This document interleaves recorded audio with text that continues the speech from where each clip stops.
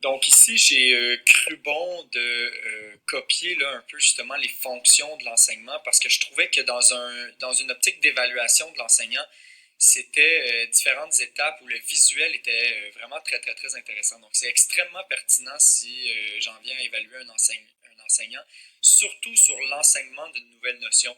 Donc ça peut devenir un tableau à cocher et d'ajouter à partir de ces six différents éléments-là, là, de la révision jusqu'à la révision hebdomadaire et mensuelle.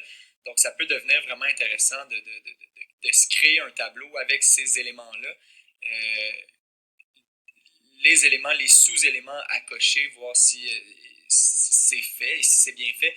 Et j'ajouterais comme dans la partie droite une espèce de petite zone commentaire là, pour que je puisse faire un suivi à l'oral ensuite avec lui.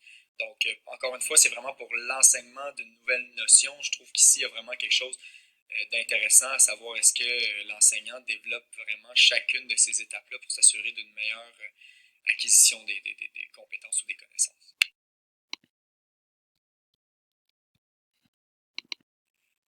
Pour cette partie-là, j'ai trouvé donc la gestion de classe, là, PSENET 2016, je trouve ça très important de la commenter parce que j'ai une situation en tête dans le réel que j'ai vécu qui m'amène à vraiment garder ces éléments-là en tête là, en ce qui concerne les interventions préventives euh, et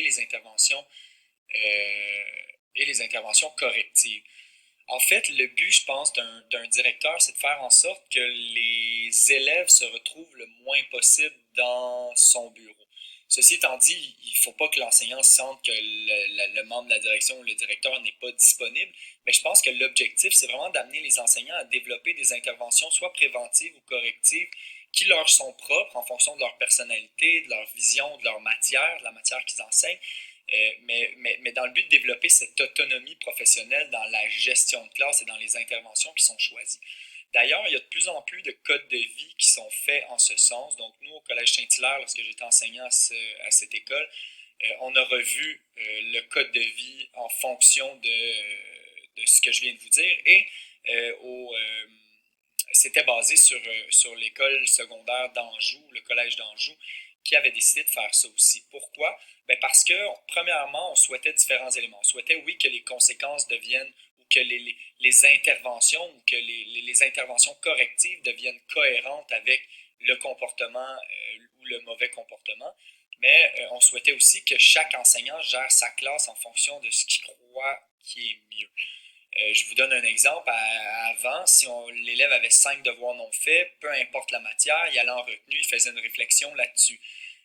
Est-ce que c'est vraiment pertinent de faire ça? Je ne pense pas parce que la réflexion était souvent bâclée. Bref, ce qui était le résultat ou la finalité était peut-être pas la meilleure. Donc maintenant, les codes de vie, ben, on demande à chaque enseignant d'appliquer ce qu'il croit qui est le mieux dans sa classe. Donc, il peut par exemple envoyer, après 5 devoirs non faits en mathématiques, pas en français, pas mêlé avec d'autres matières, mais en mathématiques, il peut envoyer en reprise de temps un élève faire un de petits devoirs supplémentaires pour lui montrer ben, que si on donne des devoirs, c'est parce que ça a une valeur sur l'apprentissage. Donc, toi, on t'invite à aller reprendre ce temps-là parce que ça fait 5 fois que. Donc, vraiment, là, on amène. Ben, puis un autre enseignant pourrait dire que c'est après 3 devoirs, un autre pourrait dire que c'est après. Donc, c'est vraiment en fonction de chaque enseignant. L'enseignant décide ou devient autonome dans sa gestion de classe et applique ce qui est le mieux pour lui. Donc, je trouve que cette façon de faire-là est vraiment intéressante. Ceci étant dit, pour y arriver, je pense qu'il faut former nos enseignants. Donc, il faut d'abord, avant un changement de code de vie, par exemple, leur rappeler les principes de base. Quelles sont les interventions préventives qui vont faire en sorte ben, qu'on va éviter de se rendre à des stades supérieurs? Ben, on parle de relations, d'environnement sécurisant, d'encadrement, de supervision constante des élèves, etc. Donc, tous ces éléments-là sont très importants dans l'élaboration, dans la réflexion par rapport au code de vie ou par rapport aux interventions, par rapport au climat de classe. Et c'est la même chose avec les interventions correctives.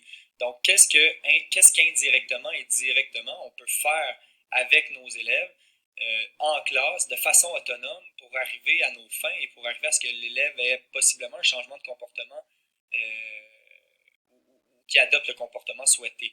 Donc, encore une fois, de rediriger, de réenseigner, des fois, hein, c'est simplement ça, c'est qu'il n'a pas compris quelque chose, d'offrir des choix à l'élève, recourir aux conséquences formatives, peut-être plus au primaire, l'utilisation de la technique montre-moi 5 élèves, ou de rencontrer l'élève individuellement. Donc, ce sont des rappels qui sont très, très, très pertinents, justement dans l'objectif que chaque enseignant développe sa propre gestion de classe, parce que je pense que quand l'élève se rend dans le bureau de la direction parce que ça ne va pas dans une classe, c'est pas positif pour l'enseignant et c'est pas positif pour l'élève. Il y a quelque chose qui peut se briser. L'élève peut ne pas prendre en considération l'enseignant dans la mesure où il va douter de sa crédibilité parce que bon, il n'est pas capable de gérer lui-même dans sa tête. Donc, de rappeler ces préceptes-là, donc je pense que ça peut être très, très important.